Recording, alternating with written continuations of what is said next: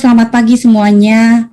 Pertama, saya ucapkan selamat datang dan selamat bergabung di Institut Teknologi 10 November, Kampus Kebanggaan Indonesia. Perkenalkan, nama saya Sri Fatmawati sebagai salah satu tim edukasi dan hubungan masyarakat di Satgas COVID-19 ITS. Kali ini saya akan menyampaikan tentang kesiapsiagaan dalam mengurangi resiko COVID-19 dalam lingkungan akademik ITS. Oke, kita akan masuk ke perkembangan COVID-19. Bagaimana sih perkembangan COVID-19 saat ini? Pertama, mari kita bahas sejenak ya tentang pandemi COVID-19, di mana kita tahu pandemi ini merupakan peristiwa menyebarnya penyakit coronavirus 2019 atau bahasa Inggrisnya Coronavirus Disease 2019 yang disingkat menjadi COVID-19 di seluruh dunia untuk semua negara. Penyakit ini disebabkan oleh coronavirus jenis baru yang diberi nama SARS-CoV-2. Di mana wabah COVID-19 pertama kali dideteksi di kota Wuhan, Hubei, Tiongkok pada tanggal 1 Desember 2019 dan ditetapkan sebagai pandemi oleh Organisasi Kesehatan Dunia atau WHO pada tanggal 11 Maret 2020. Coronavirus merupakan penyebab utama dari penyakit COVID-19 yang merupakan virus dalam golongan famili coronavirus. Dan virus ini merupakan virus RNA strain tunggal positif yang berkapsul serta tidak bersegmen. Coronavirus yang menjadi etiologi COVID-19 termasuk dalam genus beta coronavirus, umumnya berbentuk bundar ya seperti di gambar ini. Kemudian memiliki pleomorfik serta diameternya 60 sampai 140 nanometer. Dan perlu kita ketahui bersama bahwa SARS-CoV-2 ini ya sensitif terhadap sinar UV ataupun panas. Kemudian kita dapat menonaktifkan virus ini dengan cara menggunakan berbagai pelarut lemak ya seperti ether, etanol di atas 75%, disinfektan yang mengandung klorin, asam peroksiasetat dan juga kloroform kecuali klorheksidin. Jadi itu adalah beberapa hal yang dapat kita lakukan untuk menonaktifkan virus ini.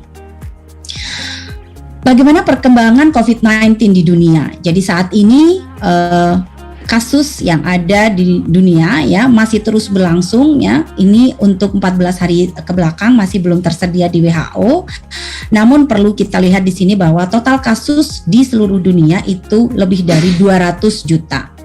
Dan total dosis yang telah diberikan untuk vaksinasi itu lebih dari 4 miliar. Artinya bahwa vaksinasi telah dilakukan di berbagai negara untuk mencegah terjadinya keparahan pada tiap-tiap negara di seluruh dunia.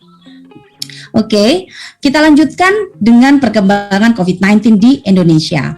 Kasus yang ada di Indonesia, konfirmasi positif di Indonesia itu lebih dari 3,6 juta, di mana kematiannya lebih dari 100.000 orang. Dan di sini bisa kita lihat pada 27 sampai Juli ya sampai 9 Agustus ya, total kasus konfirmasi positif di Indonesia itu 3,6. Dan perlu saya sampaikan di sini bahwa dari total dosis vaksinasi yang telah diberikan di Indonesia sampai saat ini masih di bawah 10% atau 9,2% tepatnya ya. Untuk itu sangat diperlukan peningkatan laju vaksinasi pada seluruh lapisan masyarakat Indonesia sebagai bagian pengendalian pandemi ini. Terkait dengan itu, dengan meningkatnya berbagai macam kasus konfirmasi di positif COVID-19 di Indonesia, pemerintah memberlakukan pembatasan kegiatan masyarakat atau disebut sebagai PPKM. PPKM ini adalah bagian upaya ya untuk membatasi kegiatan masyarakat. Di sini bisa kita lihat di seluruh daerah di Indonesia itu mostly berwarna merah atau orange ya, di mana merupakan kategori 3 atau 4 ya, level 3 atau level 4. Ini adalah assessment situasi. Jadi assessment dari situasi di masing-masing daerah ada 4. Level 1, level 2, level 3, level 4. Apa sih sebetulnya level-level ini ya? Level-level ini tuh merupakan level yang diberikan pada suatu daerah berdasarkan jumlah konfirmasi positif pasien COVID-19, berdasarkan jumlah rawat inapnya dan berdasarkan jumlah kematiannya. Artinya bahwa jika termasuk level 1 di situ terjadi insiden rendah di mana kurang dari 20 orang per 100.000 penduduknya per minggu ya. Dan di sini bisa dilihat rawat inapnya kurang dari 5, kematiannya kurang dari 1 atau 0 ya. Dan langsung pada insiden yang sangat tinggi ya, level 4, jika kasus konfirmasi positif lebih dari 150 orang per 100 orang ya dalam seminggu dan jumlah pasien rawat inapnya lebih dari 30 orang per 100.000 serta jumlah kematiannya lebih dari 5 orang per 100.000. Artinya level-level ini diberikan untuk memberikan indikator daerah-daerah mana yang zona merah, zona orange, zona krem atau zona hijau. Dan bisa kita lihat tadi ya bahwa tidak ada satupun di Indonesia yang zonanya hijau atau level 1. Pada saat ini termasuk di Indonesia di Surabaya ya berlaku PPKM pada level 3 4 Jawa Bali. Dan hal ini mengakibatkan Surabaya dengan insiden yang ada ya jumlah kasusnya masih dalam level 4. Apa yang terjadi jika Surabaya sebagai kota di mana ada ITS di situ ya masuk pada level 4, maka pemberlakuan pembatasan kegiatan masyarakat ini aturan-aturannya harus dilaksanakan. Apa itu aturan yang harus dilaksanakan? Yang pertama yaitu yang perlu saya highlight adalah bahwa ketika kita masuk pada PPKM level 4, kegiatan belajar mengajar harus dilakukan secara daring. Oleh karena itu, kenapa ITS masih memberlakukan kegiatan belajar mengajar ini secara online. Selain itu, kegiatan-kegiatan lain tentunya disesuaikan ya. Dan ada beberapa aturan-aturan yang harus kita laksanakan untuk mengurangi jumlah paparan COVID-19 di masyarakat. Bagaimana caranya untuk mencegah? Ada 3T ya, testing, tracing, dan treatment. Di sini nanti akan ada pembahasan lebih lanjut apa sih 3T ini. Dan untuk mencegah pada pribadi-pribadi masing-masing termasuk adik-adik semuanya ya, pencegahan 5M plus 1M ya, masker, memakai masker, menjaga jarak, membatasi mobilitas, menjauhi kerumunan dan mencuci tangan sesering mungkin serta menghindari makan bersama.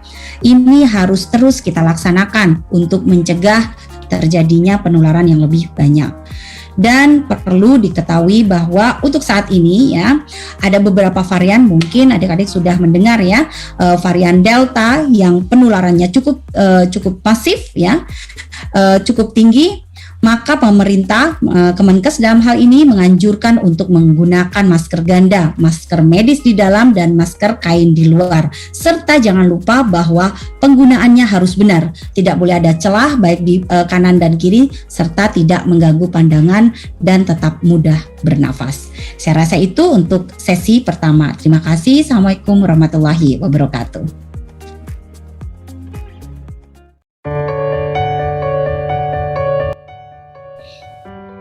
Halo, kita berjumpa lagi. Kali ini saya akan membahas mengenai prokes atau protokol kesehatan umum saat pembelajaran tatap muka. Jadi ini membuat kita semua bersiap-siap apa yang perlu kita lakukan saat nanti di ITS diberlakukan pembelajaran tatap muka secara offline. Jadi protokol itu adalah aturan atau standar yang perlu kita lakukan supaya kita terhindar dari COVID-19, terhindar dari paparan COVID-19. Jadi protokol kesehatan itu adalah aturan atau standar tersebut. Nah, bagaimana protokol kesehatan pribadi? Yang pertama yaitu berdoa sebelum melakukan aktivitas, kemudian pastikan bahwa Anda semua berada dalam kondisi fit. Jika tidak fit, tidak boleh ke kampus ya. Apabila ada anggota serumah yang dinyatakan sakit atau indikasi COVID-19 atau memiliki gejala-gejala yang mirip dengan COVID-19, sebaiknya tetap di rumah. Dan itu harus dilakukan selama minimal 14 hari. Pastikan juga bahwa Anda semua sebelum keluar harus menggunakan masker yang benar dan selama di luar rumah tetap menggunakannya secara benar. Kemudian selain itu gunakan kendaraan pribadi. Sebisa mungkin gunakan kendaraan pribadi dan menghindari kendaraan umum. Setiba di kampus harus mengikuti petunjuk dari SKK terdekat ya untuk melakukan kegiatan di kampus. Kemudian nantinya jika akan ada yang menggunakan laboratorium, perlu diperhatikan waktu operasional, kemudian peraturan kesehatan dan keselamatan kerja, serta peraturan lainnya yang telah ditetapkan di laboratorium di tempat adik-adik semua akan bekerja. Jangan lupa untuk membawa hand sanitizer atau sabun sendiri ya, dan memastikan bahwa tempat di mana nanti akan bekerja itu ada hand sanitizer atau sabunnya. Jika tidak ada atau tidak tersedia, silakan hubungi Satgas unit yang bertanggung jawab pada ruangan tersebut. Jadi tiap ruangan itu memiliki PIC atau orang yang bertanggung jawab terhadap protokol kesehatan di ruang tersebut. Nanti adik-adik bisa tanya pada departemen gitu ya, supaya diberikan penjelasan lebih lanjut siapa dari Satgas unit di departemen tersebut. Jangan lupa untuk selalu mengecek jadwal sterilisasi ya. Ada hotline COVID-19 di ITS ya, jika diperlukan untuk sterilisasi. Kita harus memastikan bahwa ruangan yang akan kita gunakan itu selalu dalam keadaan steril. Dan jika ada bilik sterilisasi, jangan lupa jika menggunakannya memejamkan mata kemudian menutup mulut dan memastikan bahwa mengikuti prosedur bilik sterilisasi. Apabila di ruangan tersebut ada AC ya, maka jangan lupa untuk sebisa mungkin mematikannya baik. Jaga jarak dengan sesama minimal 1,5 meter ya, dan tidak lupa untuk menutup lengan, menutup dengan lengan atau tisu saat bersin dan tidak boleh meludah sembarangan. Jangan lupa untuk membuang tisu, sarung tangan, masker pada tempat sampah plastik dan jika memungkinkan dibungkus kertas atau plastik sebelumnya. Hindari menyentuh benda yang kemungkinan banyak disentuh oleh orang seperti handle pintu, kemudian railing tangga gitu ya. Dan jangan lupa untuk melaporkan setiap kejadian penting yang terkait dengan COVID-19 di lingkungan ITS di hotline Satgas COVID-19. Pada saat tiba di rumah, jangan lupa untuk mencuci tangan dan pastikan mengganti semua pakaian kerja dan tidak menyentuh benda-benda yang lain, kemudian mandi, keramas, dan segala macamnya ya.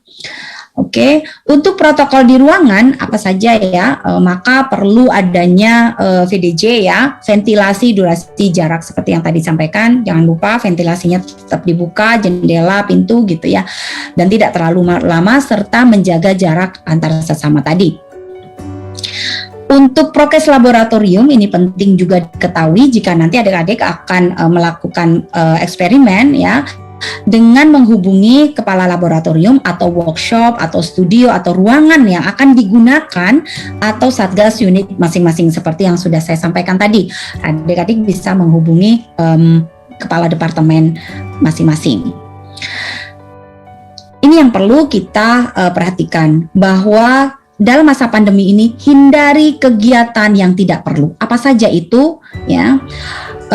Resiko kegiatan yang paling tinggi salah satunya adalah di kampus ya. Kemudian kamar mandi juga yang lainnya ya. Nah, jadi potensi kegiatan apa saja yang dapat menyebabkan klaster penularan COVID-19? Yang pertama mengobrol, kemudian mengunjungi keluarga yang sakit, datang pada kegiatan gitu ya yang ada kerumunannya, berfoto bersama atau naik kendaraan bersama.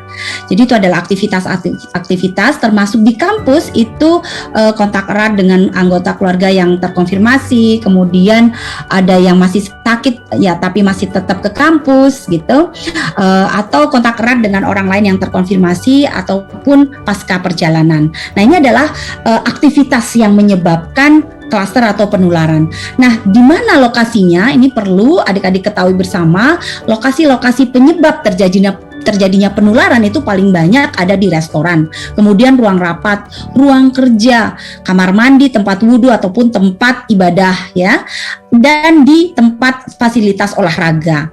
Termasuk di dalamnya di rapat-rapat offline di dalam kampus ya, bekerja bersama, makan snack gitu ya, kegiatan dengan jumlah orang yang banyak gitu ataupun olahraga bersama. Jadi penting diketahui adik-adik semuanya bahwa kegiatan di kampus yang dapat mengindikasikan atau menyebabkan penularan perlu untuk dihindari, harus dihindari.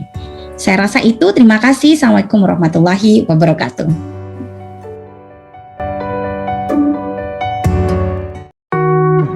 Oke, kita ketemu lagi ya di satu sesi tentang pentingnya vaksinasi.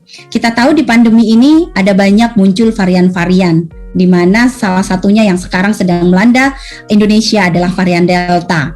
Dan varian ini tentu seperti yang adik ketahui bersama bahwa varian ini lebih cepat menular dan menyebabkan tingkat keparahan lebih tinggi. Kenapa sih vaksinasi itu penting gitu ya? Beberapa hal yang perlu kita ketahui bersama bahwa vaksinasi itu memberikan manfaat yang cukup signifikan dalam mengendalikan pandemi. Yang pertama yaitu menurunkan kesakitan dan kematian akibat COVID-19. Ini nanti ada datanya ya. Kemudian mempercepat tercapainya kekebalan kelompok atau herd immunity dalam melindungi kesehatan masyarakat. Dan yang ketiga yaitu melindungi serta memperkuat sistem kesehatan. Dan keempat, menjaga produktivitas, juga meminimalkan dampak sosial serta dampak ekonomi. Ini adalah vaksinasi ya, manfaatnya terhadap penanggulangan pandemi COVID-19. Nah, bagaimana dengan data yang ada? Jadi, jika tadi saya sampaikan bahwa vaksinasi ini sangat penting, ini adalah studi ya, berdasarkan efektivitas vaksin Sinovac di Chili, di mana di situ lebih dari 1 juta orang ya, kemudian dilakukan studi bahwa dapat menurunkan risiko infeksi COVID-19 itu 65%, kemudian menurunkan risiko perawatan itu di rumah sakit 87%, menurunkan risiko masuk ICU 90%, dan menurunkan risiko kematian 86%. Artinya apa? Ya, risiko-risiko ini dapat diturunkan sebesar persentase tersebut. Nah, bagaimana efektivitas Sinovac di Indonesia? Ini adalah studi yang dilakukan terhadap nakes di Jakarta ya. Jadi yang di bawah ini efektivitas ini dilakukan bahwa pada dosis 1 itu sebesar 13% mencegah COVID-19 pada hari ke-28 hingga ke-63 pada nakes kita ya. Dan jika dosisnya lengkap, kita bisa lihat semuanya di atas 90%.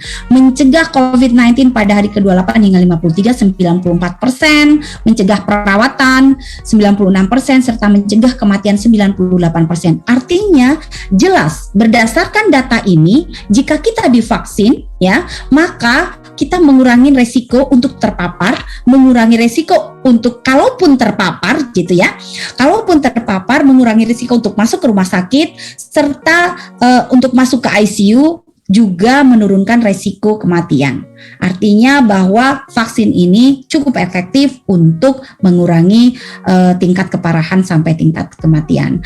Dan jika ada yang bertanya, vaksin apa yang terbaik saat ini ya? Vaksin yang terbaik adalah vaksin yang tersedia saat ini. Jadi saya dan juga tim Satgas ITS mendorong semua adik-adik untuk melakukan vaksinasi, dan nantinya akan ada aturan-aturan kebijakan-kebijakan yang tentunya sangat relevan untuk mengurangi penularan. Apa itu? Yaitu harus ada kewajiban ya, ada aturan yang akan mengatur lebih lengkap lagi bahwa mahasiswa itu harus divaksin. Saya rasa itu yang bisa saya berikan untuk vaksinasi ini. Terima kasih. Assalamualaikum warahmatullahi wabarakatuh.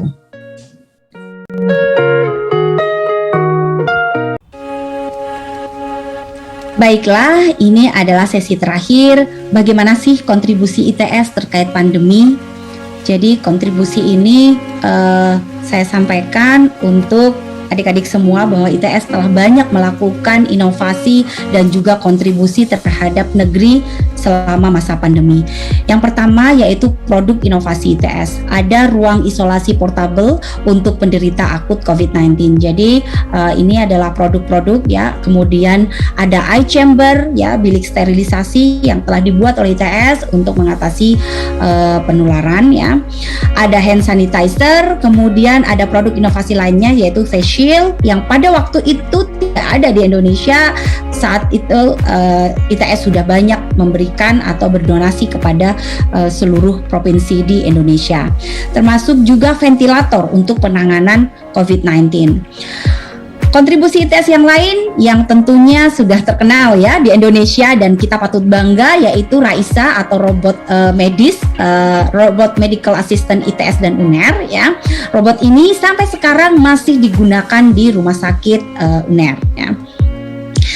Yang lain ada robot pelayan COVID-19, ini juga mirip dengan Raisa. Ada juga Violeta robot sterilisasi untuk mengatasi atau mensterilisasi ruangan ya. Dan ada lampu LED UV untuk sterilisasi di mana waktu itu masih belum ada ya. Selain itu yang terakhir ya ada Oxid yaitu oksigen konsentrator ya, konsentrator oksigen yang merupakan hasil inovasi untuk mengatasi krisis oksigen di negara kita. Dan yang lain tentunya bersama Forkopimda Jawa Timur ya, dan bekerja sama dengan Pemprov Jatim ya. ITS mendukung program pemerintah untuk memberikan vaksinasi baik kepada sivitas akademisi, kemudian ada alumni dan juga masyarakat sekitar. Dan tak lupa ITS juga telah banyak melakukan program-program donasi ya selama pandemi ini. Jadi donasi ini termasuk di dalamnya memberikan APD, masker, menyebarkannya ke seluruh Indonesia, dan juga ada plasma hub. Jadi kita tahu ya bahwa salah satu treatment yang bisa dilakukan untuk pasien COVID-19 adalah melalui plasma convalescence, dan ITS telah membantu dengan menghadirkan plasma hub ya kepada pasien yang bekerja sama dengan Palang Merah Indonesia. Selain itu ada beberapa hal lain tentunya selama pandemi COVID-19 Satgas ITS telah bekerja sama dengan Satgas Kampung ya untuk bersama-sama mengatasi pandemi. Saya rasa itu yang dapat kami sampaikan. Salam sehat selalu dari Satgas ITS. Terima kasih. Assalamualaikum warahmatullahi wabarakatuh.